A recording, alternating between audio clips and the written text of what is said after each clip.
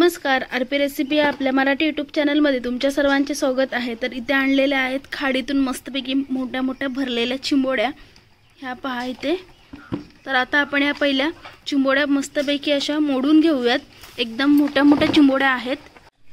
तर ही पाव किलोपेक्षा तरी जास्त होईल एवढी मोठी चिंबोडी आहे। तिचे डुके सुद्धा एकदम मोठे मोठे आहेत। तर आता आई या सर्व चिंबोड्या पहिल्या मोडून घेते।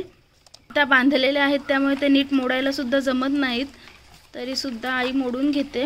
आता पावसाळ्यामध्ये खाडीमध्ये तर या भरपूर अशा चिंबोड्या येतात।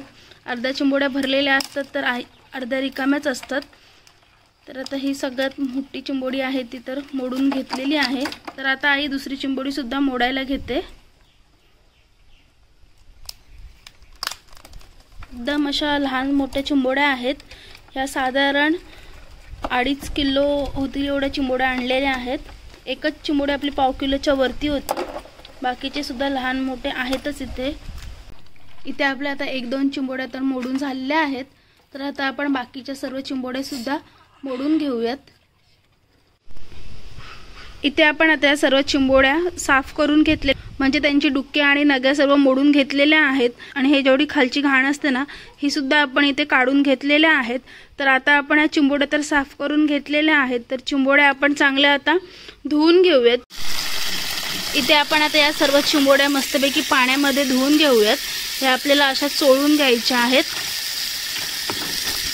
चिंबोऱ्या आहेत ना, या अशा दोन्ही साईडून चांगल्या स्वच्छ धुवून आणि अशा साफ करून घ्यायच्यात, म्हणजे आपल्याला त्याचे 2 भाग करता येतील। हे डुके सुद्धा आपल्याला चांगले धुवून घ्यायचे आहेत। तर आता आपण ह्या मस्तपैकी चांगल्या स्वच्छ धुवून घेतलेल्या आहेत। इथे मस्तपैकी आपल्या एकदम स्वच्छ पाण्यामध्ये आपण ह्या सर्व चिंबोड्या धुवून घेतलेल्या आहेत। तर आता आपण आपल्या रेसिपीला सुरुवात करून घेऊया। इथे आपल्या आता सर्व चिंबोड्या मस्तपैकी मधून कापून झालेल्या आहेत आणि सर्व चिंबोड्या आपल्या गुळाने भरलेल्या आहेत। एकदम भरलेल्या चिंबोड्या आहेत। तर आता आपण इथे सर्व चिंबोड्या आणि हे डुके तर कापून घेतलेले आहेत। तर आता आपण मस्तपैकी झणझणीत असा गावठी पद्धतीने चिंबोड्यांचा रस्सा बनवूयात। इथे आपण आता कढई ठेवलेली आहे चिंबोड्यांना फोडणी देण्यासाठी, आणि इथे आपली कढई सुद्धा चांगली तापलेली आहे। त्यामध्ये आपण 2 ते 3 चमचे तेल घेतलेलं आहे आणि आपला इथे तेल सुद्धा चांगला तापलेला आहे। तेल तापल्यानंतर आपल्याला तेलामध्ये घ्यायचं आहे बारीक ठेचलेला लसूण आपल्याला पूर्णपणे ठेचून घ्यायचं। पेस्ट अजिबात करून नाही घ्यायची, कारण ठेचलेल्या लसणामुळे आपल्या रश्श्याला चांगली चव येते। तर आता आपण लसूण सुद्धा तेलामध्ये पूर्णपणे मिक्स करून घेऊयात। लसूण आपल्याला पूर्णपणे शिजवून घ्यायचं आहे। इथे आपला आता लसूण तर चांगला तेलामध्ये मिक्स करून झालेला आहे। लसूण आपला थोडाफार लालसर होईपर्यंत आपल्याला चांगला परतवून घ्यायचं आहे। आपला लसूण सुद्धा तेलामध्ये चांगला परतून झालेला आहे आणि लसूण सुद्धा आपला लालसर झालेला आहे। त्यामध्ये आपण घेणार आहोत इथे अर्धा चमचा हळद सुद्धा आपल्याला लसणामध्ये चांगली मिक्स करून घ्यायची आहे। इथे आपण हळद सुद्धा लसणामध्ये चांगली मिक्स करून घेतलेली आहे। आता आपण हळद टाकल्याच्या नंतर त्यामध्ये घेणार आहोत बारीक चिरलेला टोमॅटो। तुम्हाला हवा असेल तर तुम्ही पेस्ट करून घेतलीत तरी सुद्धा चालेल, पण टोमॅटो जर बारीक चिरलेला असेल ना तर आपल्या कालवणाला म्हणजे आपल्या चिंबोऱ्याच्या रश्श्याला खूप चांगली अशी चव येते। आता आपण इथे टोमॅटो सुद्धा लसणामध्ये आणि तेलामध्ये चांगला मिक्स करून घेतलेला आहे। तुम्हाला जर एकदम आगरीकोळी पद्धतीने चिंबोऱ्याचा रस्सा बनवायचा असेल तर त्यामध्ये तुम्ही ठेचलेलं लसूण आणि बारीक चिरलेलं टोमॅटो घ्या, कारण चिंबोऱ्याच्या रश्श्याला खूप चांगली चव येते। टोमॅटो आणि लसूण तेलामध्ये मस्तपैकी मिक्स करून घेतलेला आहे आपण।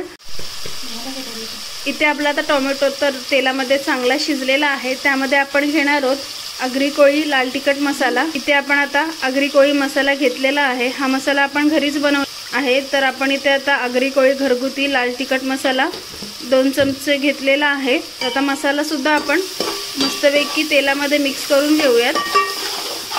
मसाला ना आपण तेलामध्येच शिजवून घ्यायचा, म्हणजे आपल्या कालवणाला मस्तपैकी असा तेल सुटतो, म्हणजे तरी येते अशी झणझणीत। त्यामुळे इथे आपण आता मसाला सुद्धा टोमॅटो आणि लसूणमध्येच मिक्स करून घेतलेला आहे। तर आता आपण ह्यामध्ये चिंबोड्या टाकून घेऊयात। ते आपण आता सर्व चिंबोड्या ह्यामध्ये टाकून घेतोय। हा पहा इथे हे डुके सुद्धा घेतलेले आहेत आपण, आणि चिंबोड्या सुद्धा सर्व आपण आता मसाल्यामध्ये मिक्स करून घेतलेले आहेत। इथे आपण आता चिंबोड्यांमध्ये साधं पाणी तर घेतलेलं आहे आणि हा पाणी आपण जे चिंबोड्यांच्या नग्या असतात साईडच्या त्या मिक्सरमध्ये बारीक करून त्याचा हा आपण पाणी घेतलेला आहे गाळून, तो पाणी सुद्धा आपल्याला ह्यामध्ये मिक्स करून घ्यायचं आहे।